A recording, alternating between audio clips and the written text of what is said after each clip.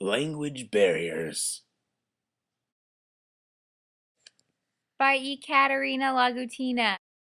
How would you, as a teacher, help students with language barriers in an elementary school far, far away? I immigrated from Russia with my mother when I was 6 years old. I was placed in a kindergarten class where I did not know the language. No one could understand me, and I couldn't understand anyone.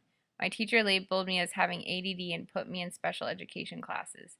I thought I had severe learning disabilities until I got into high school when one of my teachers recommended me to honors classes.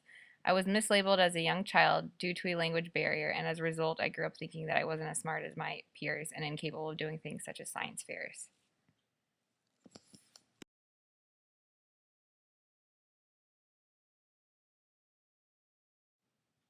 This is a common problem that teachers can solve. Even though there are many good tests and careful procedures for identifying students with disabilities and using labels properly, racial and ethnic minority students are overrepresented in the disability categories and underrepresented in gifted programs. For example, based on their actual numbers in schools, African American students are about twice as likely to be identified as having a mental health condition and 3 times as likely to be identified as having an intellectual disability.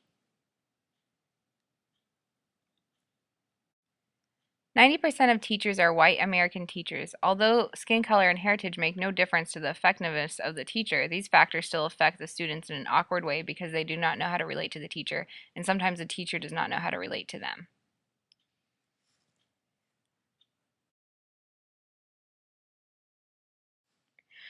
The answer? Try to relate with your students the best that you can. Keep in mind not to judge them because they do not understand you. Visual communication is the best for students who do not know English. Playing picture word association games is a good way to communicate. Another good thing to remember is to always teach your kids to value their culture, as well as helping them be open to this new one.